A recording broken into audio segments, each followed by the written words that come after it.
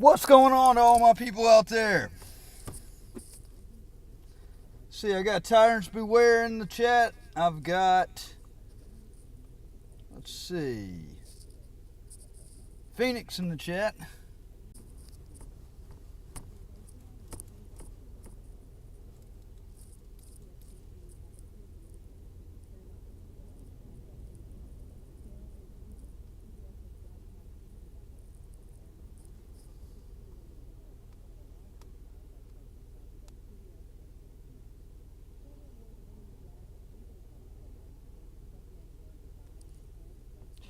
Alright, it looks like I was able to recover it. I had to take my phone off of 5G service. Isn't that crazy? All this hype over 5G, and they don't want to work on the shit. Service, most of the time, is faster turning off the 5G service on your phone and allowing LTE to take its course, okay? So hopefully the people that got on here will come back. Welcome. Hey, what's up, Stephanie? Thank you for joining. All right, I got the mix down of what happened yesterday. While I was on the way out of Mississippi, I stopped by the Highway Patrol office over in New Albany, Troop F, and I redressed my grievances with a captain of the Mississippi Highway Patrol. I asked the right questions, and I feel like I got the right answers. Well, especially until I said that I was actually referring to a state trooper. As always, there's just there's a natural backing that they take to anybody that is fellow law enforcement. Let's see. Hopefully the people get back on here. Alright. I also would like to go ahead, I think I'm going to do it at the end of this stream. I'm going to tag this on to the end, so make sure that you're watching until the end. I'll also put out a separate video about this. I got a call today from an FBI imposter. Okay? And the big question becomes, well, my life has basically been an open book. As far as the stuff that I discussed on the phone is stuff that I've discussed on numerous live streams, anything else. It's not like it was any kind of privileged information. They didn't get anything out of me like that. So I have to wonder what the motive was behind doing that. Is it a way that somebody had of being able to track my phone? Is it... I can assure you that this person was not an FBI agent, and my alarms were going off in my head like crazy on that until I finally said, hey, look, enough is enough. I'm going to be terminating this phone call right now. I don't believe you're an FBI agent. So, all right, I'm going to go ahead and start this, okay? This is my redress of the Mississippi Highway Patrol yesterday, trying to get to the bottom of what all went on. Mississippi troopers,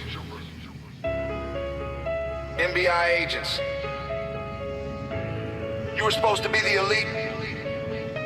Instead, you became enforcers for the corrupt. No justice, no integrity, no names, no shame. Let's talk about it.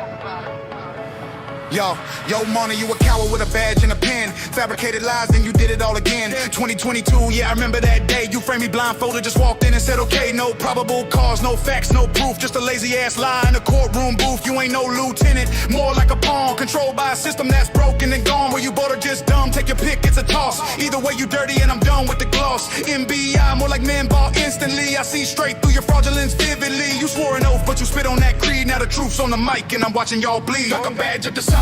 Name them, shame them, lying in court while the state keep praising. Protect and serve, not protect and lie. Time to expose them. Trooper by MBI. Trooper by MBI. Trooper by MBI. Badge of dishonor. Name them, shame them, lying in court while the state keep praising. Protect and serve, not protect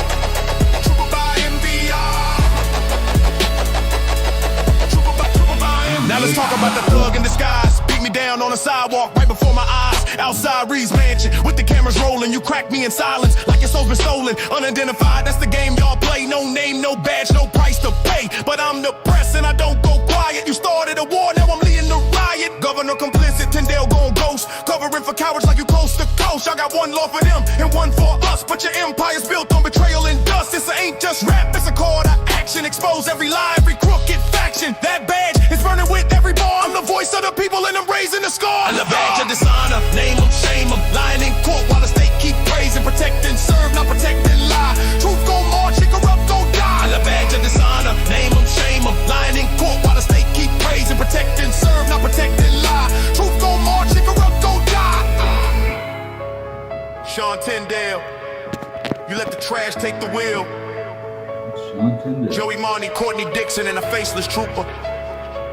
Not forgotten, not forgiven. We the people see you, and we're not backing down.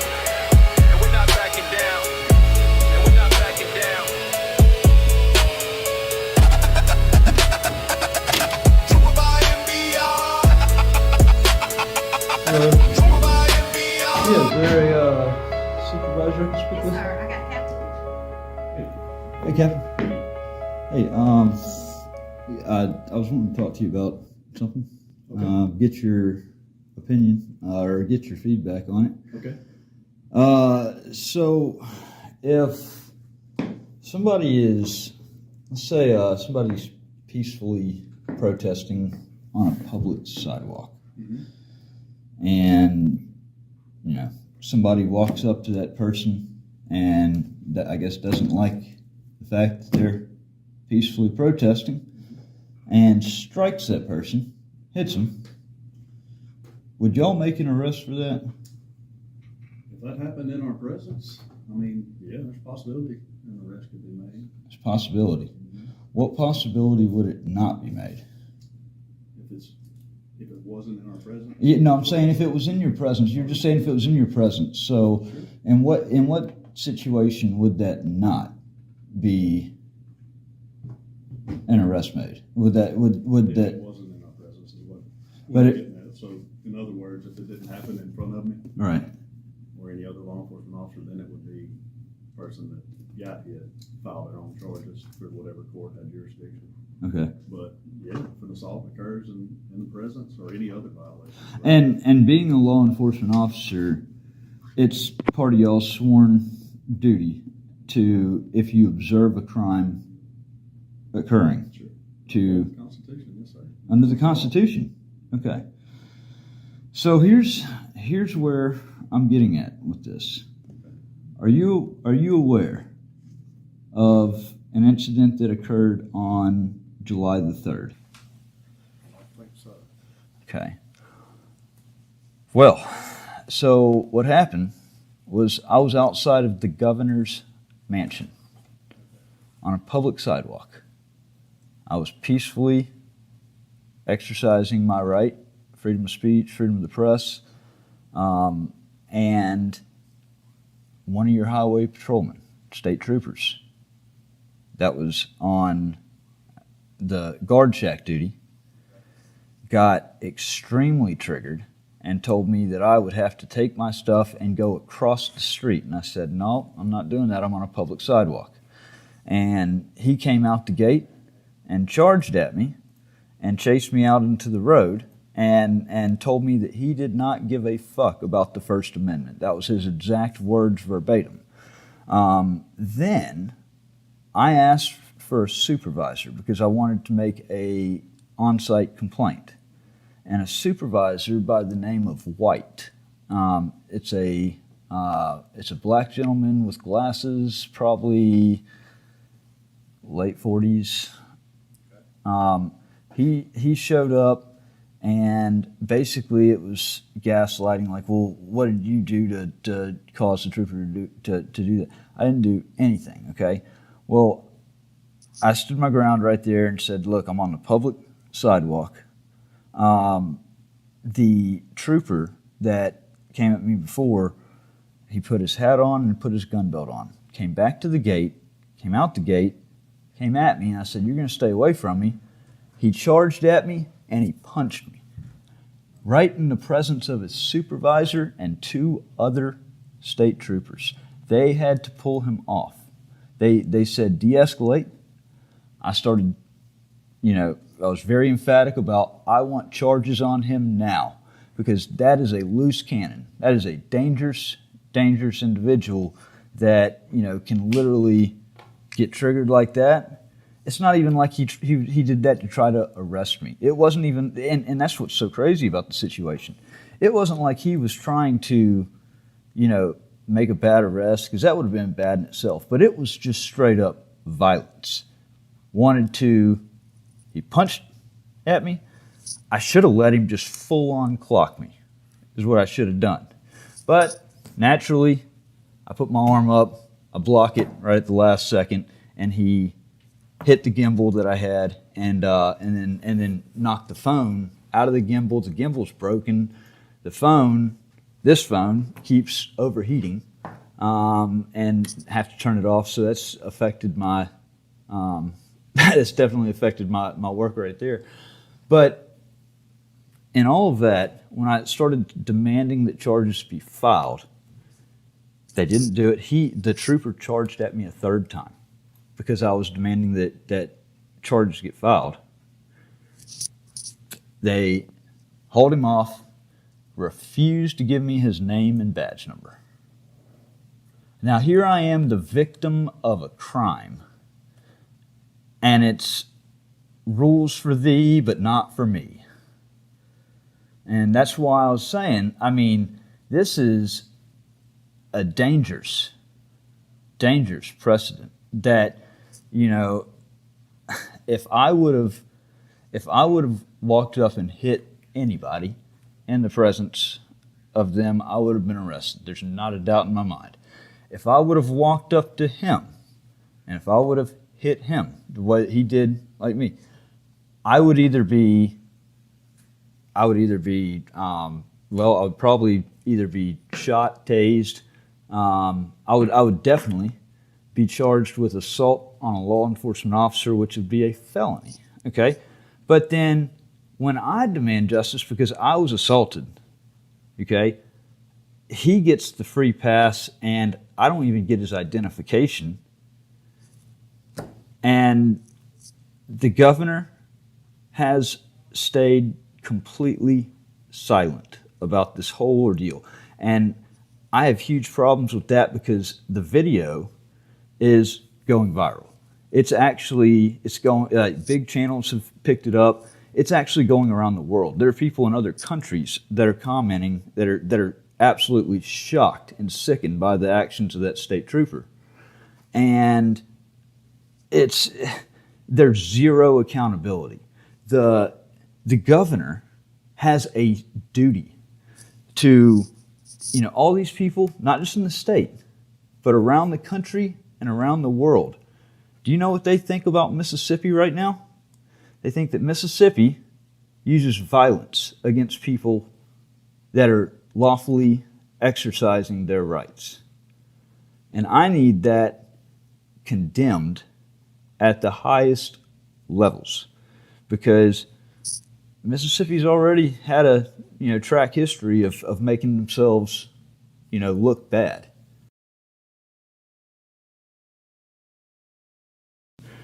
And here, I can't even get anybody to denounce the actions of that trooper. I want to know the trooper's name, because I have the right as the victim of a crime to make an official complaint, to escalate the matter up where it needs to go, but it's obstruction of justice at this point when I can't get his name. Has anybody explained to you the QR complaint process? No. This that you've got right here in front of you? Okay. That is a QR that will take you to essentially a part of the DPS website page, and allows you to file a complaint on any DPS employee. And whatever information you do have, there's a place for you to put in there what information you do have, and then for you to write basically a narrative of the events that you're complaining And once you do that, that sends it directly to our internal affairs. They determine what facts that they can.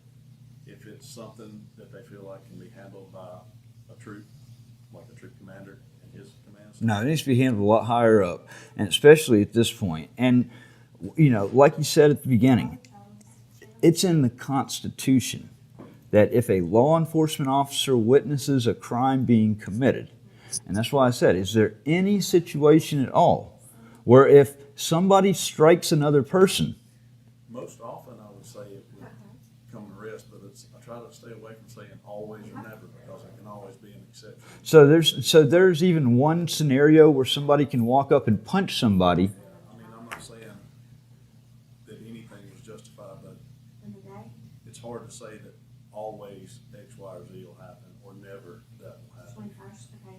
Typically, you can talk about probabilities, but most likely something will occur. I mean, can you even think of Make their own discretion. but can you even think of one hypothetical if the person's not threatened anything? I can't off the top of my head, but I don't want to box myself in and say they're not. But I don't think that there's a right to make an arrest, but there's never a right to go up and to strike somebody, especially being law enforcement. Yeah, I mean, you would, if there was, some articulable facts of how you felt threatened in some way, that's a duty that you would have to do, to articulate those facts, to explain your actions, but I mean, what if I don't want to speculate on something that I really don't know, other than what you just told me. That's all I know about it. what if I would have defended myself? I don't know. Speculating that could have gone a million different directions. I mean, what if I would have pulled out the pepper spray, and what if I would have defended myself and sprayed him down? Because, I mean, honestly, I had, he probably needed bear spray to stop, because I mean he was about the size of a bear. I don't know if y'all do like a drug testing up here, but like there have been many people that have thought that he was on a roid rage, and if you look at the video and the way that he's acting, it sure seems like it's a roid rage that he comes out in. Again, I don't know who we're talking about. Plus, I mean, I do know a lot of troopers around the state. That's 3 hours away from where I live and work. Right. Yes, sir. I don't know every trooper by any means. There's too many of us. So, all right. Well, I'm trying to, and I understand that this is a whole different troop up here, but I need to get to the bottom of who this guy was, and he needs to be dealt with properly, because, I mean, if he did that to me and I wasn't doing anything to provoke, I'm sure he goes home and he beats his wife. I'm sure somebody probably needs to check on her. I'm sure that, what if somebody does the smallest thing on a traffic stop, or what if somebody, God forbid, what if somebody said something racist in his presence? Because if he would do that to me for standing on a public sidewalk, I can't imagine, and we're in Mississippi, okay? I can't imagine if somebody had said something slightly inflammatory that he took as racist. So I think that it's something that certainly they should have never witnessed it and allowed it to happen and be part of the cover-up. But hey, this is Highway State Troopers. This is the highest law enforcement, basically position for the state. And the Highway Patrol, the Mississippi State Troopers, need to, actually, they need to look into who this guy is. They know who the guy is. They don't need to just look into it. They know. What I was getting at with the QR, though, so once the complaint comes into IA, they'll look at the facts that you do have. You know a date and a time and a location. And so they will send that complaint. If it's something they feel like can be handled in the district, they'll send it to that troop commander. Or if they think it's something serious enough that it warrants a full internal affairs investigation, internal affairs will just handle it from start to finish themselves. Right, but see, we all know the problem with internal affairs. It happens all the time. We investigate ourselves and found no evidence of wrongdoing. How can I expect internal affairs to do a proper job if the governor won't even denounce it? So I know how that's going to go. If the governor won't even say anything. I would disagree with you, because we've had some QRs around the state that have been investigated and they've been addressed properly. So it's not always the case that we, as you said, we investigated ourselves and found we did nothing wrong. I can promise you that's not what happened. But the difference, You might feel that yeah. way. Well, I haven't really had any experience that's made me think otherwise. And you know, the problem here in this particular situation is when you have the top guy at the top of the totem pole that's refusing to denounce it and ultimately playing into it himself, because he didn't want me there because I was exposing something that he did wrong. That was bad. So he wanted to be gone.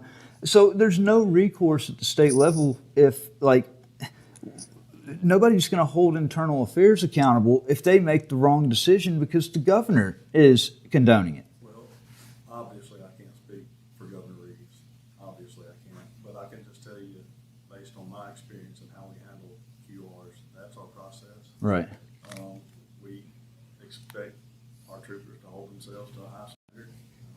Again, I'm one troop commander and one troop, but it starts at the top.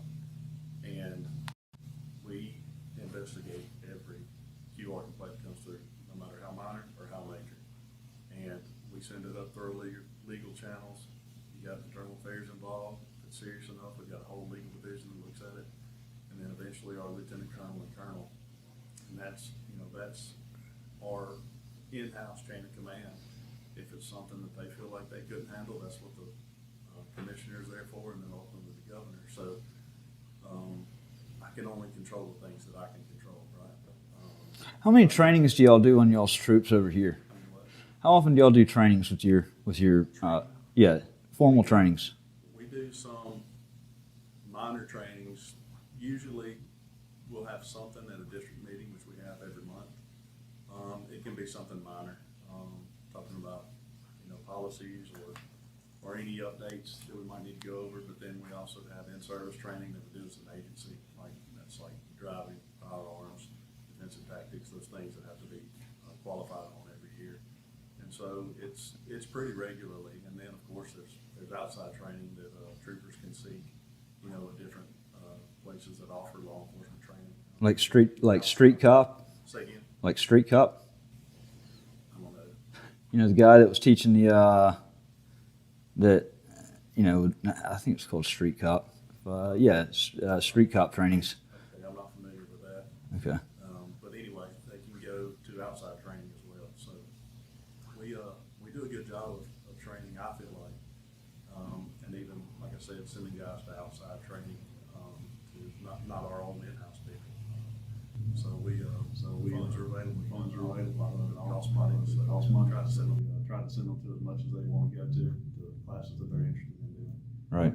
So we try to keep everybody trained. Of course, training is a good thing, and you'd always like to have more of it. Right. Resources being limited, you do the best you can. Right. That's what we try to do. Well, okay, so how often do y'all do constitutional training? We specifically, I couldn't give you a specific answer, but I do know that we'll have refreshers. Our legal team will come in periodically, especially if we've had some new legislation take effect or if it's changed, some old legislation that's changed. They'll update us to try to keep us abreast of any changes that we need to know about that's pertinent to us. That regularly, I don't know how often I can say, but at our in-service every year, legal team will touch on some portion of a legal update because there's always a change to a law or a new law taking effect or an old law going off the books even.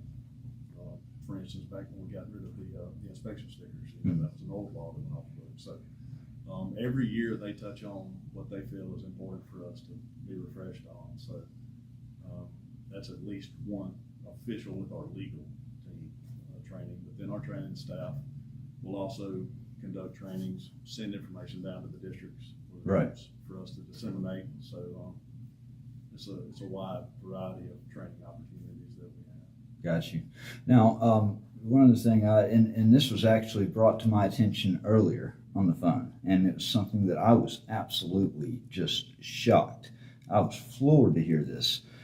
I was advised, and I was actually advised by an attorney on the phone, that Mississippi Highway Patrol is a little bit different, a lot different from any other law enforcement agency of the state, and that Mississippi Highway Patrol are not liability insured. So if something happens, it doesn't come back on the state of Mississippi. It actually is on the trooper themselves, and the legislation did it that way just basically to kind of keep them, from having to address that in a current session. So is that true that there's no liability insurance policy on a state trooper? I haven't been told that, but I'd hate to say yes or no and not be correct. Okay. I haven't heard what you just said. Yeah, I was an attorney actually told me that today, and I was shocked because once again it gets back into the rules for thee but not for me. Who in the hell does the state of Mississippi think they are to say, okay, well, we're not going to insure our law enforcement officers if they or a certain branch, the highest ones, if they violate the rights of a citizen or if they cause bodily harm. The state of Mississippi is not going to be responsible for their actions, but we, the state, are going to make you, the citizen, go and get liability insurance on your car. And if you don't have liability insurance on your car, we're going to extort from you and then suspend your license and possibly give you jail time. But the state doesn't have to do liability insurance on their state troopers. I mean, if I find out that's the case, like the attorney actually said, it's going to be a whole nother level of loudness about that, because that's in no way is that okay.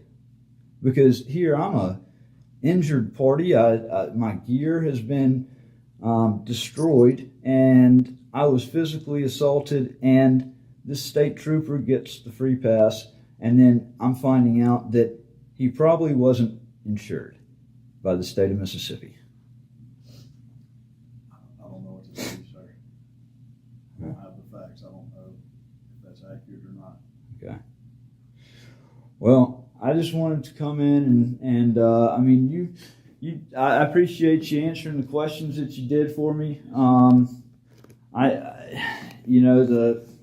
The biggest problem that I have with law enforcement is, and it's across the board, is the fact that it doesn't matter what branch, feds do it too, okay? They do not have the ability, it seems, to be able to differentiate right from wrong when it comes to one of their fellow officers. Prime point, if they do something that's blatantly out in the open wrong, instead of just saying that was wrong, which would be, I mean, it's so hard for them to come out and say that because they feel like they're turning on somebody.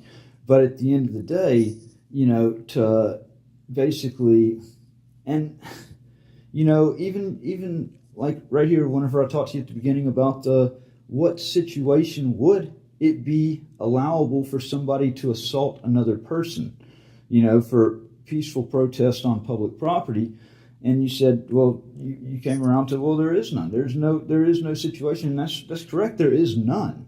It's if the officer wants to make a arrest for something like that, that's a false arrest, but that's totally different than just walking up to somebody and putting hands on them and assaulting them. There is absolutely no excuse for it. But once I got around to telling you that it was a state trooper, your answer kind of changed on, well, there might be a situation, but I don't know what that situation is. That's kind of what I'm talking about. Like once it becomes known that it's a law enforcement officer. My response to that was, he's going to have to articulate his actions. So that's could be a reason that he did it. But silence right now, where they're not giving me his name and badge number, and they're staying silent, and I'm demanding answers now. Who have you talked to? Oh, the governor's office, they've gotten plenty of calls. The Mississippi Department of Public Safety, MBI, Mississippi Highway Patrol. I mean, there's the Attorney General's office, the Department of Justice. It's like, I mean, I've covered all bases. But you haven't done a QR though? No, I mean, nobody said, they didn't tell me when it happened. They didn't say, oh, well, Mr. Reardon, we're just we're not going to give you his name and badge number, but if you come up to one of our offices, we've got a QR code hanging on the window. You can go up there and scan that, and that way you can start your complaint against John Doe that we're not going to tell you his name and badge number. Well, I'm sorry you didn't know that, but that's the process that we use. And that's because I'm right. Yeah, and that's good for anything that might happen outside of the presence of other law enforcement officers. But in this case, when an assault happened in the presence of 3 other state troopers, a supervisor included, that QR code is not needed. The department should immediately investigate itself. But you're saying that you're wanting to get a resolution to it. I can't speak for what happened there. I wasn't there. I know. So, but I'm trying to help you. You're wanting to get an answer. You're wanting to be heard. That's the best way I know to tell you to be heard, is to use the QR system that will send it to IA, that will initiate an investigation. And what if they don't get back in touch with me? What if they don't, what if I do that and I don't get a response? The first thing I have to do, when I receive a QR complaint on one of my troopers that works in this district, the very first thing I have to do before I even look into it at all is send an acknowledgement letter to the person that complained. So if it were you, for instance, the first correspondence you would get from us is an official letter on letterhead saying, basically telling you, we have received your complaint and a thorough investigation will be conducted. So you will be responded to. That's the first thing that we have to do. Okay. Then the investigation carries on, and then at the end, we send a resolution letter telling what our findings were. So it's a very transparent process. It's been in place for about a year now, and I can tell you that we answer a lot of complaints. I mean, that's what it's there for, is for people to be able to let us know if somebody has done something that they don't like, anything that they want. I mean, I'm sure y'all do get a lot of complaints, because I've personally witnessed 3 just shocking acts by people that are with the Mississippi Highway Patrol or MBI. And I know that if I've had 3 things happen like that, I mean, there's a lot of issues that are going on that need to be addressed. And, I just wanted to come in here and get the answers to these questions, and I wanted to basically be the liaison to the public to say that we, the people, yeah, I just wanted to, you're in the right direction to get what you want. Yes, sir. I wanted to convey the message that we, the people, will not tolerate any of that nonsense going on with any law enforcement officer, any state trooper, and I would suggest that the Mississippi Department of Public Safety get on this issue. While I'm here, is there any way that I can get a print-off of each of the officers at your command without having to go the public record route? I think we're going to go the public record route before we disseminate all that information. But it's public information. That's right, but we still have to run it through our legal team before we send it out. Yesterday, I got an email from an attorney's office about a case. Still have to send it through our legal team for them to approve it before we can push it out. So if they're good with it, I don't have a problem at all giving it to you. Oh, I mean, they can't say no to it. I mean, if somebody asks for a list of the officers, they cannot block that for any reason. But I mean, the only thing that they can do is basically try to drag the process out, like things like this instead of getting it on site, you know, sending One the. thing I'd like for you to consider is, you know, I work here, and I've got rules that I've got to follow. And so that's what I'm trying to do. You know, I'm trying to be helpful to you, but at the same time, I've got to do my job the way I have to do my job. I hope you can appreciate it. I was just saying for citizen safety, you know, because I just want to know who is. For civil rights than me. Yeah. You know, that's what my job is all about. You know, being in law enforcement. And so I try to do my job the best that I can. That's all I ask for the troopers under my command, is do your very best. Are mistakes made at times? Of course. We're human too. Mistakes can be made by anybody. But as long as we're acting in good faith and trying to do our best, I think it's all going to work out, and that's the only really directive I've ever given my troopers under my command. So how well are your troopers trained? If I go out there on that sidewalk right now and hold up a sign that says "fuck the police," are they going to approach me and have a problem with it? You're wanting me to speculate on what somebody might do, but nobody would say anything that I can imagine, because we understand what a First Amendment right is. And again, obviously I swore an oath to support the Constitution and uphold it of the United States and the state of Mississippi. So if that's what you choose to do, you know, even if I disagree with it, that's your right. All right. Can I get do you have a scan of that, a copy of that QR code that I can take with me? I mean, I know I've got it on video right there, but do y'all have anything, maybe having them printed on a card, something that you can... That's all we got, but it's even on the DPS, but you don't even have to have a QR. On the DPS website, the main website, over on the side, it's got a section if you want to file a complaint. And that's on any DPS employee. You can go straight to the website. And matter of fact, I think all that is just link you to the website, as a matter of fact. So that's how you can get to it. Okay. All right. Good to go. All right. You got a card? I do. Yeah. If you want to see, just to show what not to do, We the People News is it's got everything that, you know, website. I got the website wtpnews.org and We the People News, and it's got plenty of you know, it's got everything what happened on the 3rd on there. Okay. So that needs to.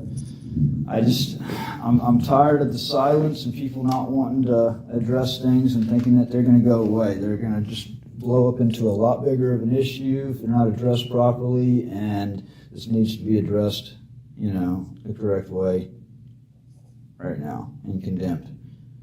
So, all right, I appreciate it, Captain. Have a good afternoon.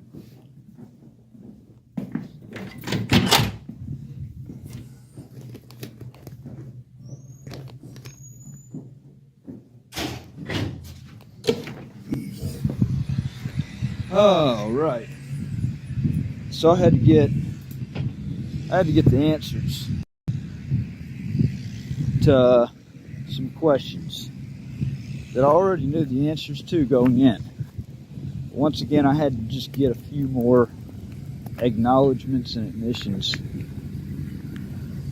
And you get those until they find out that it was a state trooper that did it, and then they want to all of a sudden kind of backstep it and say, well, there might have been a situation where it could have been. No, there's never a situation where violence is ever condoned, from law enforcement to a journalist, to a citizen, to anybody that's peacefully exercising their constitutional rights. Never. All right, so let's get some feedback on it. I have opened up the participant room, and I have posted the link. If you want to come on and you want to have a talk about any of it, feel free to click that link and join my room. I'll bring you on this live stream and we can talk about it. You know, it's I'm fed up with the double standard that's going on. We need to let these people know that the people mean business. You know, this nonsense is not going to be tolerated any longer. Uh-oh. There we go. Alright, let me see if I got anybody in my room. I'm not seeing anybody. So, in the meantime, if anybody wants to talk about it, feel free to click on that link and join the room, and we'll have a discussion, alright? Have a little panel discussion. As I said at the beginning of this call, I got a call today from a fake FBI agent that was not an FBI agent. I can tell you right now that he was not an FBI agent. I thought I had this, damn it. I didn't move it over to the phone. So what I'm going to end up doing is I'm going to have to come back live with another stream, which is cool anyways because I'm going to do it vertically. So I'm going to stream out that call that I had with the fake FBI agent because I want the Department of Justice and the FBI to know that somebody is calling falsely representing them. And there's some sinister plan that somebody has, otherwise that wouldn't have gone down the way that it did. I'm going to tell you what I feel like, just going off of my intuition on everything, and I'm going to go ahead and I'm going to say this in advance so that if it happens, okay, I called it in advance. They kept me on the phone long enough. Yeah, they could have had something to find out my location. Could have been that. I'm going to tell you what I feel like is more likely. I feel like this person wanted me to talk enough about things, which it was all, you know, public record things that I've already disclosed on live streams and videos. I mean, it's the evidence, okay? I feel like they wanted me to talk long enough for them to get a sample of my voice so that they could try to basically manipulate stuff in my voice using voice cloning is actually what my it's what my thinking on the matter kind of tells me. They did use a Mississippi area code, but it was a Mississippi area code that's not really used unless you're in a certain area. I feel like this person was from out of state, had no involvement with Mississippi, did not live in Mississippi, and I feel like they got an online number that was Mississippi, that was a 769 area code, so that, you know, it would appear that it was from Mississippi and be more Bible. But they clearly didn't realize that that was not really a very commonly used area code. It's not gonna, definitely not something that the FBI is going to use.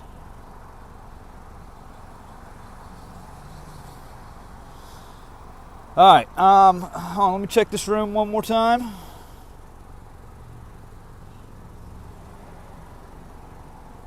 Nobody wants to talk, nobody wants to have a debate. Hey, look, I'll welcome the trolls in. The keyboard warriors that want to talk all the shit behind the keyboard, why don't you come on to a debate?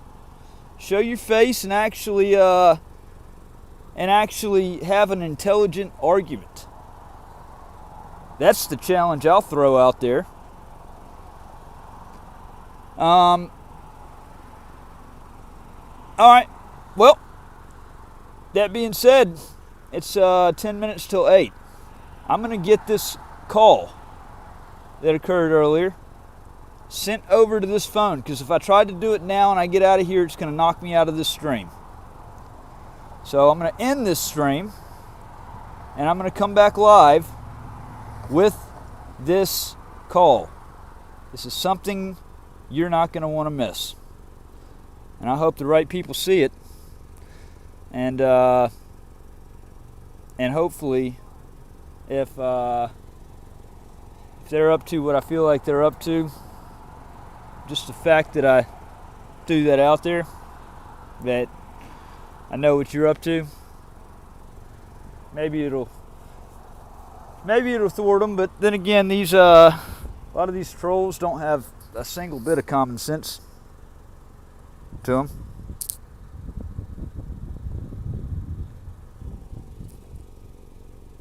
Maybe it'll thwart them, but then again, these. All right, I'll be back live here just in a little bit, and we're gonna go over that call. Take care.